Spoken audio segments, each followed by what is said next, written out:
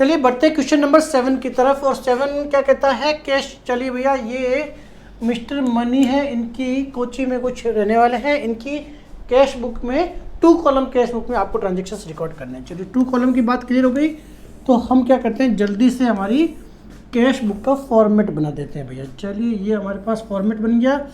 ये मेरे पास 2 column important, पहला कॉलम कैश का और दूसरा कॉलम बैंक का। यहाँ मेरा डेट आ गया, फिर पर्टिकुलर आ गया, लेजर फोलियो के बाद में मेरे पास कैश और बैंक, ये 2 मेरे पास कॉलम ज़रूरी हो गए, क्योंकि मेरे पास 2 कॉलम कैश बुक है। पर्टिकुलर हो गया, लेजर फोलियो, अमाउंट और डेट। चलिए पहला ट्रांजेक्शन क्या है, cash in hand. Business start किया, 15,000 रुपये हमारे पास कैश है और 5,000 रुपये हमारे पास बैंक में बैलेंस है। चलिए बैंक में बैलेंस है, 2 बैलेंस BD, डेबिट बैलेंस होगा, इसमें कोई दोहराई नहीं। तो ये 15,000 रुपये भैया हो गया हमारा अपनी ओपनिंग बैलेंस, और यहाँ पे बैंक में हो गया हमारे पास 5,000 रुपये ओपनिंग बैलेंस। अगली बात, परचेज गुड्स फॉर कैश 6720 को माल खरीदा है। Purchase account debit, purchase account debit. चलिए अगर मैं जनरल एंट्री करता तो मैंने क्या करता, मैंने परचेज अकाउंट डेबिट करता 6720 रिसीव कैश डिस्काउंट, यानी कि बाकी हमने कैश में भुगतान किया होगा, तो कुछ तो मुझे कैश डिस्काउंट मिला है। कितना है, 220, और बाकी मैंने कैश में कैश डिस्काउंट मिला है, मतलब कैश से भुगतान किया होगा, तो ये मेरा हो गया 6500। चलिए भैया, ट्रांजैक्शन मेरा ओरिजिनल ये था कि भाई मैंने माल खरीदा 6720 का, मैंने ये भुगतान किया तो मुझे 220 का डिस्काउंट मिल गया। ये मेरा ट्रांजैक्शन हो गया। क्योंकि मैं कैश बुक मेंटेन कर रहा हूँ, तो ये जो ट्रांजैक्शन है ना मेरा 6550, ये मेरे कैश बुक में चली जाएगी।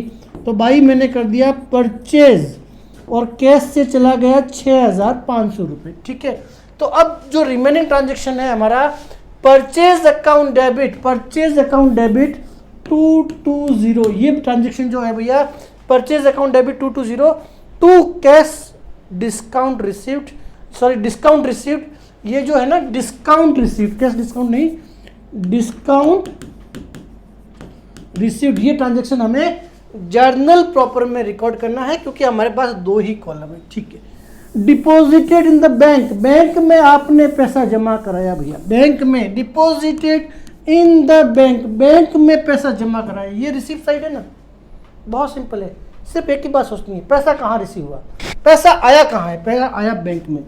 ये 5,000 रुपये मेरे बैंक में आ गए, और बैंक में जब मेरे पास पैसा आया, काउंटर पार्टी कौन बन जाएगी, नकद, कॉन्ट्रा एंट्री।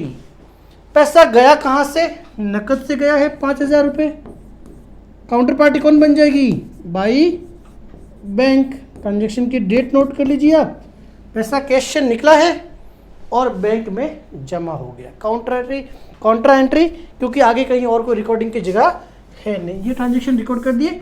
अब मैं बढ़ जाता हूँ इसी क्वेश्चन के अगले कुछ ट्रांजैक्शन जो है, पर चूँकि मुझे फॉर्मेट वापस से बनाना पड़ेगा, तो कुछ छोटी सी मेहनत है, फिर से करते हैं। चलो यही काम, आइए देखते हैं इस क्वेश्चन में कोई नया पॉइंट सीखने को मिलता है या वही पुरानी रिपीटेशन। ये हमारा डेट का कॉलम, ये मेरा पर्टिकुलर का कॉलम, लेजर फोलियो, एक मेरे कैश का कॉलम, ये बहुत ज़रूरी है, और एक मेरे बैंक का कॉलम। कॉलम सारे बनाने हैं, जिनको ज़्यादा ज़रूरी है उनको थोड़ा बड़ा रख लेते हैं, बस इतना ही फ़र्क है। ये मेरा कैश का कॉलम हो गया, और ये मेरे बैंक का कॉलम हो गया। लेजर फोलियो भी ज़रूरी है, पर्टिकुलर भी ज़रूरी है, और डेट भी ज़रूरी है, डेट और पर्टिकुलर। ठीक है भैया, चलिए कैश सेल्स, नकद में माल बेचा है, cash account debit to sales. तो भैया क्या हुआ, इसमें तो कुछ है ही नहीं ना, तो टू सेल्स पैसा 10,000 रुपये कैश में हमारे पास आया है। ठीक है, cash withdrawal from bank, bank से पैसा निकला है, आया कहाँ, कैश में 2,000 रुपये कैश में आया है, काउंटर पार्टी बैंक बन जाएगी। तो जब कैश में पैसा आया है तो पैसा निकला कहाँ से भैया? बैंक से। बैंक की काउंटर पार्टी कौन बन जाएगी? By cash. Contra entry transaction की डेट लिख लीजिए, कोई दिक्कत होनी नहीं चाहिए इसमें। तो थोड़ा सा गलत हो गया था, इसको सही कर देते। चलिए बाई कैश। चलिए अब अगला ट्रांजेक्शन क्या कह रहा है, बहुत इंपॉर्टेंट है। Receive 3 month post dated cheque of 20,000 from Mister Raj. Raj नाम का कोई आदमी है भैया, उससे 20,000 का चेक रिसीव हुआ। Very important. And discounted from bank paying discount charges. होता क्या है, कई बार पार्टी ने हमें पोस्ट डेटेड चेक दे दिया, आगे का 3 महीने के आगे की डेट डाल के चेक दे दिया, और मान लीजिए वो ट्रांजेक्शन हुआ होगा, कोई माल वगैरह बेचा होगा, उसके बदले में उसने हमें पोस्ट डेटेड चेक दे दिया। तो इस ट्रांजेक्शन को हम जर्नल में बहुत अच्छे से समझ चुके हैं कि भैया अगर हमारे पास चेक आया है तो क्या इस चेक को मैं कैश में जमा कर लूँ, क्या मेरे बैंक में जमा कर दूँ? ये जो चेक है ना, ये न तो मेरे कैश में जमा हुआ है, कैश में थोड़ी आया है पैसा, और चूंकि वो 3 महीने बाद की डेट का है तो मैं इसको बैंक में भी जमा नहीं करवा सकता। तो मैं, क्योंकि मैंने जैसे ही बैंक में लिख दिया मेरा बैंक का बैलेंस बढ़ जाएगा। तो हमने इस ट्रांजेक्शन को वहाँ पे सीखा था। हमारी जो जर्नल एंट्री है वो है cheque in hand. Cheque in hand account debit to Mister Raj. ये जर्नल एंट्री जर्नल प्रॉपर में हम करेंगे 20,000 रुपये से।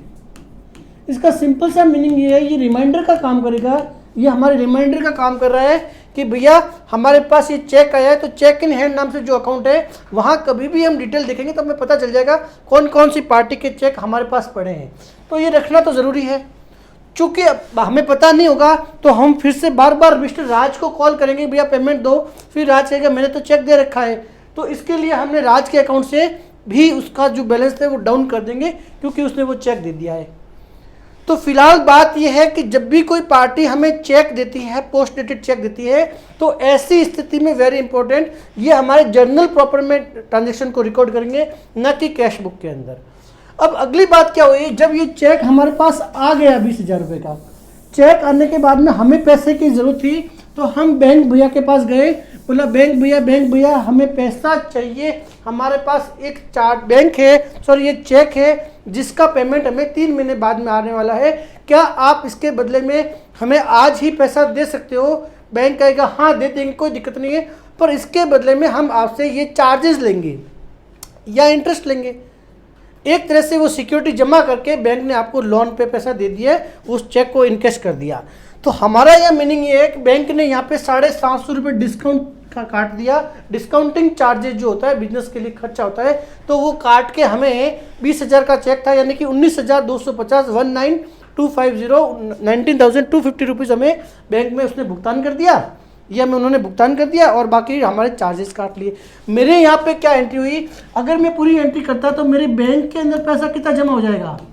मेरे बैंक के अंदर 19,250 जमा हो जाएगा। डिस्काउंटिंग चार्जेस नाम से मेरे खर्चे जो है वो भी डेबिट होंगे 750 रुपीज़, और चला क्या गया इसके बदले में, चेक इन हैंड नाम की जो मेरे पास एसेट्स खड़ी थी वो चली गई 20,000 रुपये की।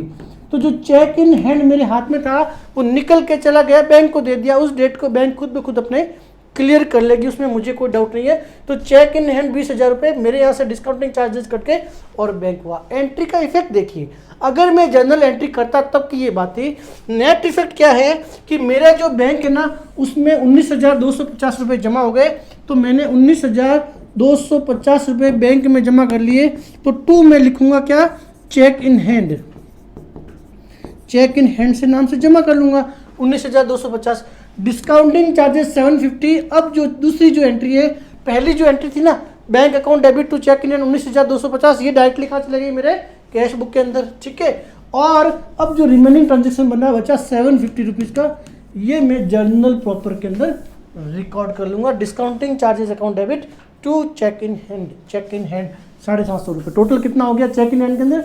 20,000 रुपये आए थे, डेबिट हुए, 20,000 रुपये क्रेडिट हो गए। चलिए अगला काम क्या है, अगला ट्रांजेक्शन भी देख लेते हैं। पर ये ट्रांजेक्शन देखने से पहले फिर से हमें अपने कैश बुक को बनाना पड़ेगा। लेट्स, कोई बात नहीं भैया, चलिए बनाते हैं।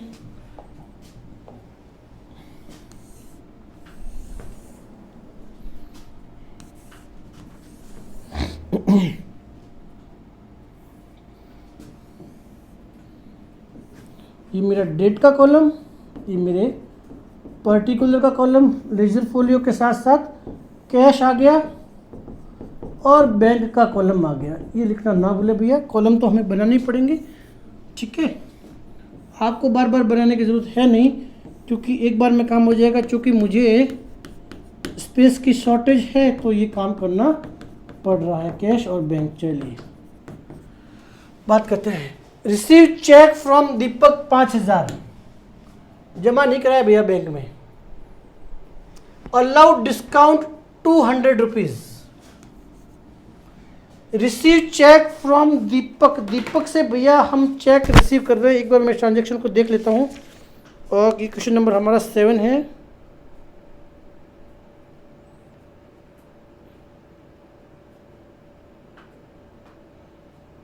Okay, receive cheque from Deepak ₹5000 not bank. भैया ये 5000 रुपये का हमें चेक मिल गया है दीपक से। पहली बात ये है, और बैंक में हमने जमा नहीं कराया है। तो क्या हम कैश बुक या बैंक में इसकी एंट्री करेंगे? जरूरत नहीं है भैया। चेक इन हैंड, अभी तो मैंने आपको बताया, चेक इन हैंड कितने रुपीज का? 4 रुपीज। कितना हो गया? 5000 रुपये डेबिट। किससे मिला? दीपक से। दीपक नाम के पर्सन से 5000 रुपये का चेक मिला। ये मेरी पहली एंट्री। अब मुझे इसको, चूंकि मैंने बैंक में जमा नहीं कराया है, तो cheque in hand in account debit to Deepak journal proper में एंट्री कराऊंगा। 200 रुपये डिस्काउंट में भी अलाउड किया उसको। अलाउड 200 रुपीज डिस्काउंट, यानी कि दीपक का जो अकाउंट है भैया, ये 5200 रुपये से इफेक्ट हुआ है। चेक मिला है और डिस्काउंट अलाउड भी हुआ है। डिस्काउंट अलाउड अकाउंट डेबिट, ये हमारे लिए खर्चा हो गया 200 रुपीज़ का। एंट्री क्या हुई?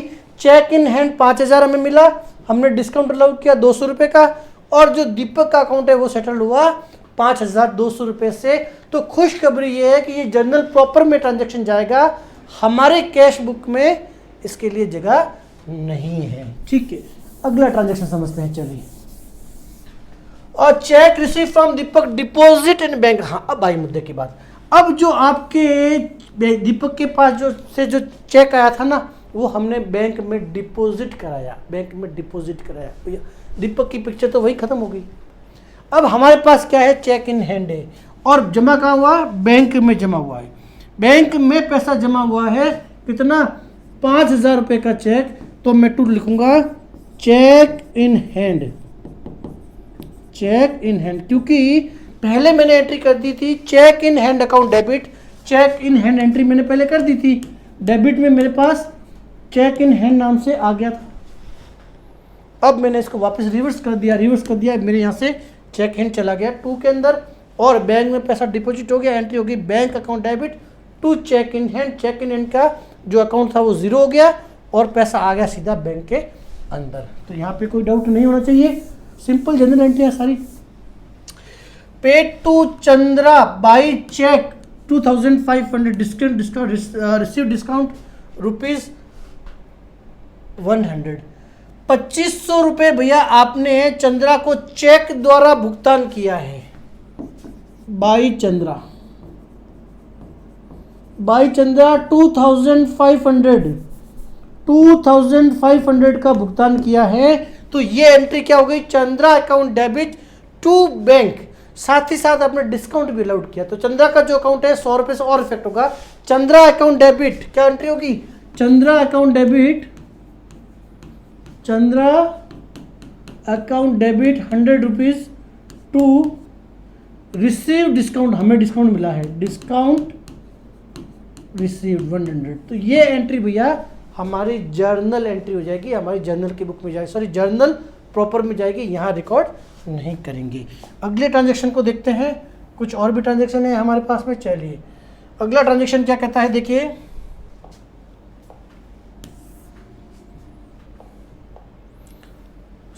ये मैंने कैश बुक बना दी, यहीं से बनाता हूँ उसी का सपोर्ट लेके। चलिए ये मेरा डेट का कॉलम, पर्टिकुलर का कॉलम, लेजर फोलियो के साथ साथ कैश और बैंक बहुत ज़रूरी है भैया। कैश और बैंक के कॉलम आ गए। यहाँ मेरे पास डेट का कॉलम आ गया, पर्टिकुलर का कॉलम आ गया, लेजर फोलियो के साथ साथ में कैश और बैंक का आ गया। समझते हैं क्या ट्रांजैक्शन है। और चलिए, withdrawal from bank for personal use. Bank से पैसा निकला भैया पर्सनल यूज के लिए, मेरे कैश में नहीं आया है, पर्सनल यूज के लिए गया है। Drawing account debit to bank by drawing. मेरे यहाँ से पैसा कैश में नहीं आया, पैसा गया है बैंक से। कितना? 1000 रुपये। आगे, goods sold to Ashok for 10,000। Goods sold to Ashok, goods sold to Ashok party का नाम दिया हुआ है। गुड्स सोल्ड टू अशोक, कोई हिंट है क्या? कैश में, बैंक में कहीं नहीं है। क्रेडिट ट्रांजेक्शन नहीं, जर्नल प्रॉपर में लिखिए।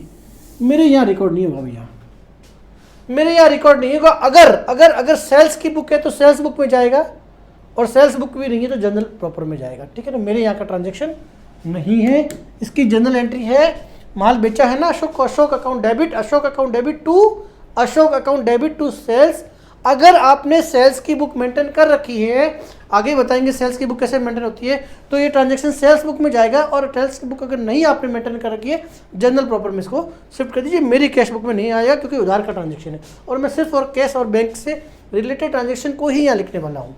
आगे, purchase goods from Chandra rupees 20,000 रुपये।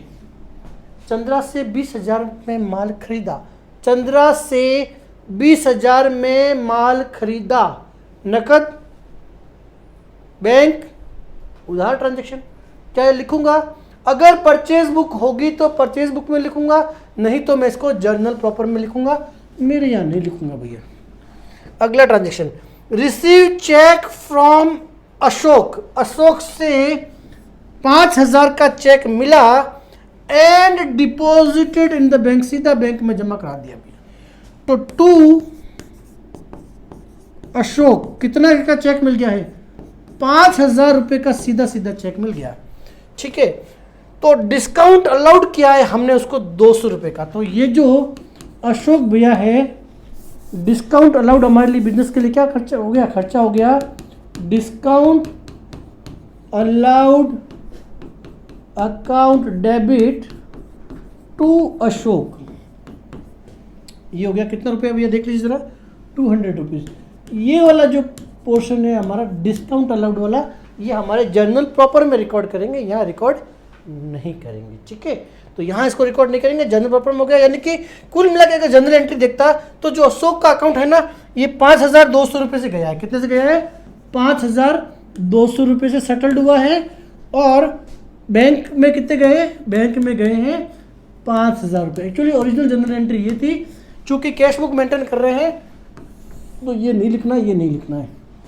ये वाला हिस्सा चला गया है कैश बुक के अंदर, और 200 रुपीज़ का जो मैटर था वो कहाँ चला गया है? वो सीधा सीधा चला गया हमारे 200 का मैटर चला गया हमारे जर्नल प्रॉपर में। इस तरह से हमने, और है क्या ट्रांजेक्शन देख लेते हैं। Question number 7। ठीक है, और कोई ट्रांजेक्शन नहीं है भैया, तो इस तरह से हमने क्वेश्चन नंबर 7 कर लिया। अब आपका होमवर्क क्या है? छोटा सा होमवर्क है। सबसे पहले कैश साइड की टोटल कर लीजिए, बैंक की टोटल कर लीजिए, क्योंकि बैंक में भी यही साइड ज़्यादा होने वाली है, क्योंकि ओवरड्राफ्ट का कुछ है नहीं। तो पहले इनकी ज़्यादा जोड़ कर लीजिए। इस जोड़ को यहाँ कैश बुक में यहाँ शिफ्ट कर लीजिए। ठीक है, इस जोड़ को आप बैंक में शिफ्ट कर लीजिए, और जो डिफरेंस पड़े by balance carry forward next जो ईयर है, उसमें हम ट्रांसफ़र कर देंगे इन फिगर को।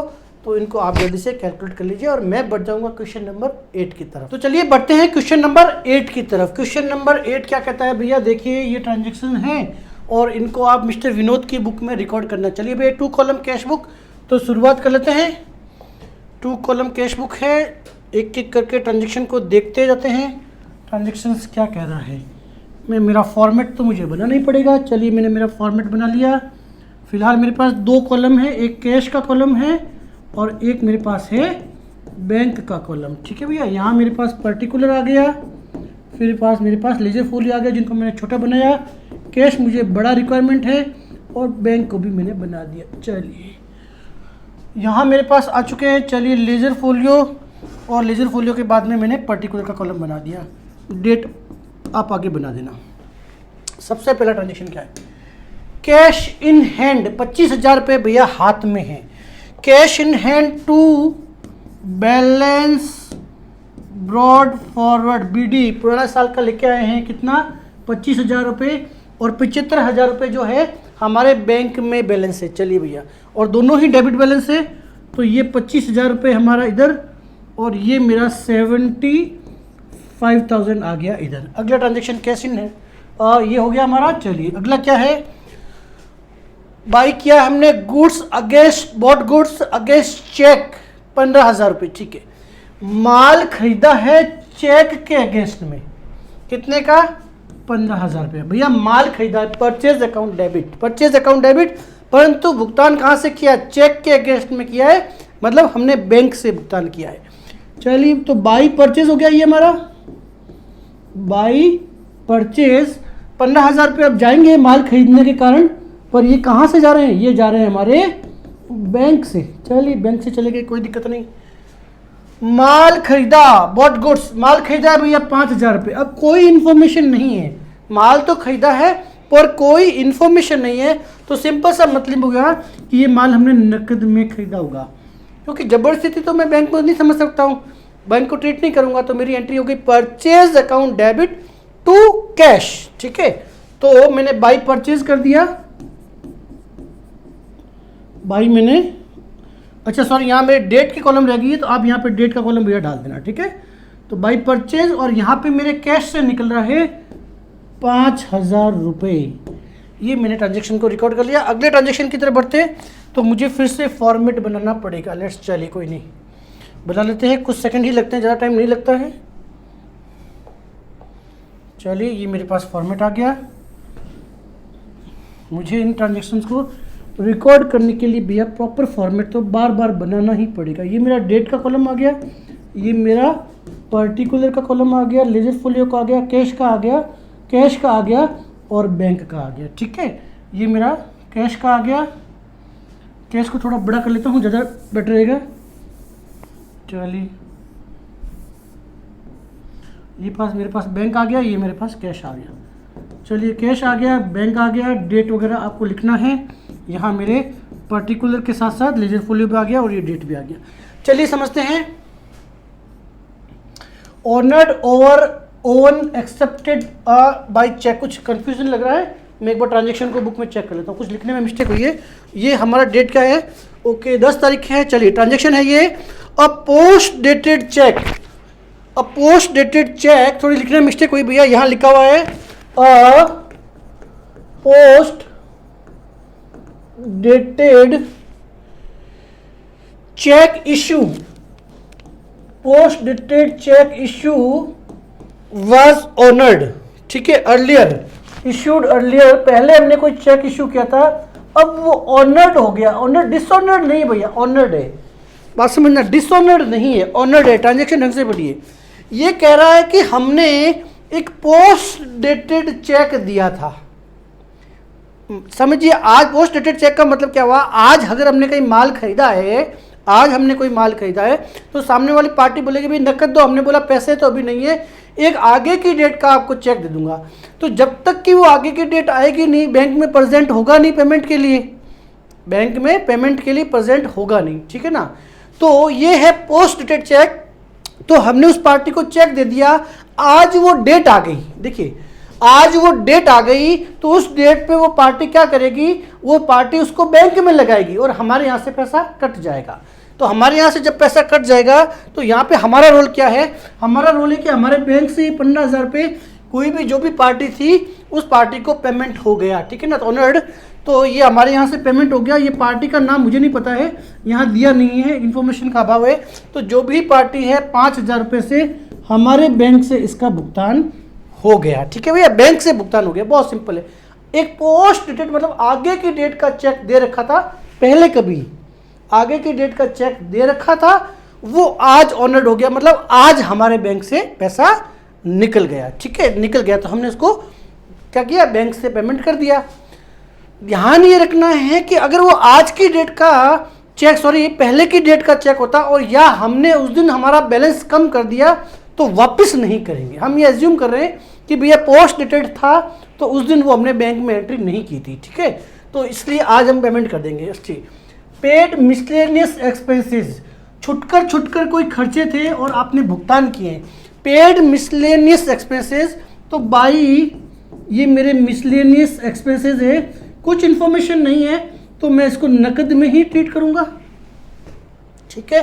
तो ये मेरा क्लियर हो गया मैटर। चलिए, Ramesh who owns ₹5,000 become bankrupt and 50 पैसा इन अ रुपीज।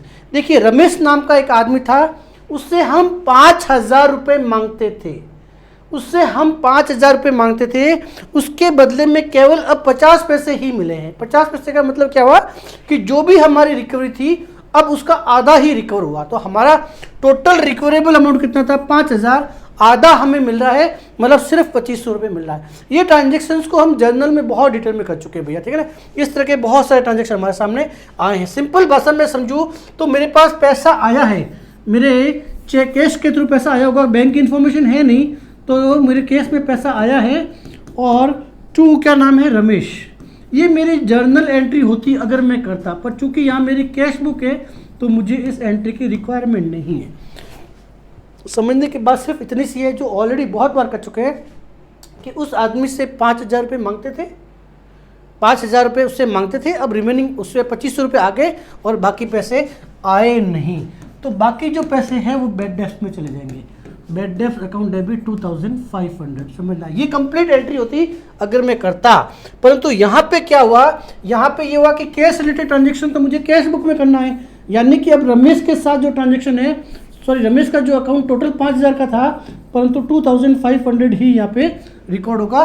तो bad debts account debit to Ramesh जो अकाउंट है, ये जो अकाउंट है ना, ये तो जर्नल प्रॉपर में होगी, ये एंट्री जर्नल प्रॉपर में होगी। और जो ये cash account debit to Ramesh है, cash account debit to Ramesh, हमें पैसा आया है ना, हमें पैसा आया है, तो टू रमेश हमारे पास कैश में 2,500 रुपीज़ आए हैं, वो हमारे पास रिकॉर्ड करने हैं। बात समझना भैया, 5,000 रुपये रमेश मांगता था, सर रमेश से हम मांगते थे, 2,500 रुपये हमें आ गए, 2,500 रुपीज़ हमें आ गए, तो जो 2,500 रुपये आ गए उसकी तो हम कैश बुक में एंट्री करेंगे, और जो रिमेनिंग कंफर्म हो गया कि अब आना नहीं है, वो इंसॉल्वेंट हो चुका है, बैंकक्रप्ट हो चुका है, तो जो रिमेनिंग अमाउंट है ना, वो हमें एंट्री करनी है जर्नल प्रॉपर के अंदर 2,500 की। तो ये सारे ट्रांजेक्शन हमारे कवर हो गए। मैं बढ़ जाता हूँ अगले ट्रांजेक्शन की तरफ, फिर से मुझे बनाना पड़ेगा, कोई दिक्कत नहीं। चलिए, ये मेरे पास फिर से कुछ ट्रांजेक्शन्स आ गए, मेरी कैश बुक फिर से तो बार बार बनानी पड़ेगी। चलिए बना देते हैं, ये मेरी कैश बुक आ गई। चलिए, ये मेरी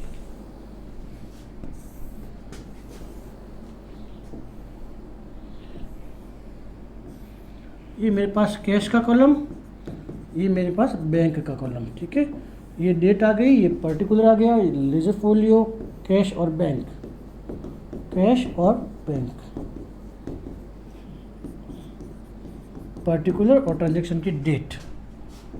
यहाँ मेरी डेट आ गई, पर्टिकुलर आ गया, ये मेरा लेजर फोलियो हो गया, ठीक है। चलिए भैया, रिसीव कैश फ्रॉम मनोहर, 7,500 रुपये मनोहर नाम का आदमी है, उससे हमें रिसीव हुआ है, कोई बैंक की इंफॉर्मेशन नहीं है, क्लियरली कैश की बात कर रहा है, और उसको 250 रुपीज़ डिस्काउंट भी दिया, यानी कि 7,500 रुपये तो आए हैं और 250 रुपीज़ डिस्काउंट दिए। इसका मतलब हम टोटल उस आदमी से जो पैसा मांगते थे, दैट इज 7,750, ये टोटल पैसे मांगते थे, ठीक है। 250 रुपीज़ डिस्काउंट दिया और 7,500 रुपये में आ गए रिसीव। देखिए, रिसीव कैश, रिसीव हुआ है ना, हमें पैसा आया है, और आदमी का नाम क्या है, मनोहर है, टू मनोहर, ठीक है भैया। ट्रांजैक्शन की डेट भी आपको लिखनी है। तो 7,500 ये हमें नकद में पैसा आया है, ये हमें नकद में पैसा आया है, और हमने जो डिस्काउंट अलाउड किया है मिस्टर मनोहर को, जो हमें मनोहर को जो डिस्काउंट अलाउड किया है, उसकी एंट्री क्या करेंगे, डिस्काउंट अलाउड जो है हमारे लिए क्या भैया, खर्चा है, तो discount allowed account debit to Manohar. ठीक है भैया, ये 250 रुपीज़, ये एंट्री आपको कहाँ करनी है, ये करनी है जर्नल प्रॉपर के अंदर, क्योंकि हमारी कैश बुक में यहाँ पे डिस्काउंट का कॉलम हमारे पास है नहीं। ठीक है, तो ये ट्रांजेक्शन हमारा क्लियर हो गया। एक एक ट्रांजेक्शन को स्लोली कीजिए, पूरा फोकस के साथ। सिर्फ यही ध्यान रखना है पैसा आ किधर से रहा है और पैसा जा किधर से रहा है, बस इतना ध्यान रखो, गड़बड़ी होगी नहीं। विड्रॉल फ्रॉम बैंक, बैंक से पैसा निकाला है हमने 4000 रुपये, बात समझना, बैंक से पैसा निकाला है 4000 रुपये, तो पैसा आया कहाँ, पैसा आया है कैश में, पैसा कैश में आया ना। तो जब कैश में पैसा आया तो इसकी काउंटर पार्टी कौन बन जाएगा, इसकी काउंटर पार्टी बैंक बन जाएगी।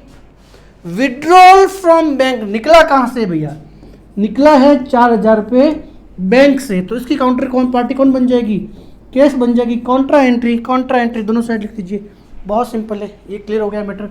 ठीक है, बैंक से पैसा निकला है और कैश में आया है, लिख दिया। अगला transaction, paid to Ghanshyam and company 3000 रुपये, हमने भुगतान किया है 3000 रुपये, बैंक की कोई इन्फॉर्मेशन है नहीं। पेड टू घनश्याम, हमने घनश्याम को भुगतान किया भैया, और हमने जब घनश्याम को अगर भुगतान किया है तो ऐसी स्थिति में पेड टू घनश्याम यानी कि नकद में, ये हमें इसकी एंट्री क्या होगी, Ghanshyam account debit to cash. तो टू कैश यानी कि मेरे यहाँ से भुगतान हुआ है, मेरे यहाँ से भुगतान हुआ है 3000 रुपये, कैश मेरे यहाँ से निकल गया, चलिए निकल गया। अब हुआ क्या, ये भुगतान किया तो हमें 100 रुपये का डिस्काउंट भी मिला है, हमें डिस्काउंट मिला है, तो डिस्काउंट रिसीव क्या हो गया, क्रेडिट हो गया 100 रुपये से। और जो घनश्याम नाम का जो पर्सन है, घनश्याम अकाउंट डेबिट, ये कितना है 100 रुपीज से। तो टोटल एंट्री थी एक्चुअली ये घनश्याम अकाउंट डेबिट 3100 रुपये टू कैश और टू डिस्काउंट रिसीव। तो कैश वाला जो फिगर था वो हमने कैश बुक में एंटर कर दिया, तो रिमेनिंग 100 रुपये का जो मैटर है ये कहाँ चला जाएगा, ये चला जाएगा भैया कहाँ पे, ये चला जाएगा जर्नल प्रॉपर के अंदर। ये ट्रांजेक्शन हमने रिकॉर्ड कर लिए। अगले ट्रांजेक्शन की तरफ बढ़ जाता हूँ। चलिए, ये कुछ और ट्रांजेक्शन हो गए, आई थिंक ये लास्ट है, उसके बाद और है, इस क्वेश्चन में इतने ट्रांजेक्शन है। चलिए अगला क्वेश्चन क्या है, अगला ट्रांजेक्शन है भैया, देखिए मैं कैश बुक तो बना ही लेता हूँ, ये काम तो हर बार करना ही है। चलिए, ये मेरा डेट का column,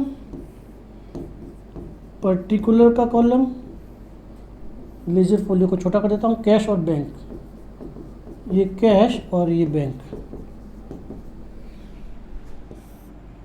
date,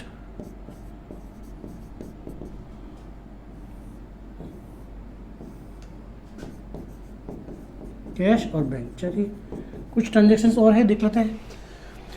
withdrawal from bank, very important, पैसा आपने निकाला है बैंक से फॉर पर्सनल यूज, बिजनेस में नहीं आया भैया, बिजनेस में नहीं आया है, और पर्सनल यूज के लिए पैसे निकालते हो तो हम क्या बोलते हैं, हम बोलते हैं उसे ड्राइंग। ठीक है, तो बाई मैं क्या लिख दूंगा, बाई लिख दूंगा, by drawing,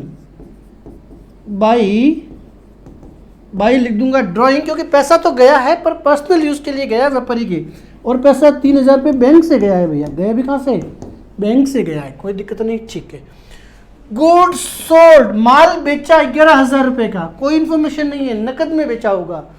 goods sold, party का नाम है क्या, पार्टी का नाम नहीं है, माल आपने बेचा है मतलब नकद में बेचा होगा। तो टू सेल्स हमारे पास पैसा आया है, कितना है भैया, अमाउंट देख लीजिए 11000 रुपये। कई क्वेश्चंस में मान लीजिए ये 11000 19000 जो भी अमाउंट है ना, कई बार हमारे लिखने में एरर होने की वजह से ये ऊपर वाले में चले जाते हैं या नीचे वाले में चले जाते हैं। कंसेप्ट क्लियर होना चाहिए, कहीं इसकी वजह से हो सकता है जोड़ नहीं भी मिले, कोई बात नहीं, आप रीचेक कर लीजिए आप अपनी बुक के साथ।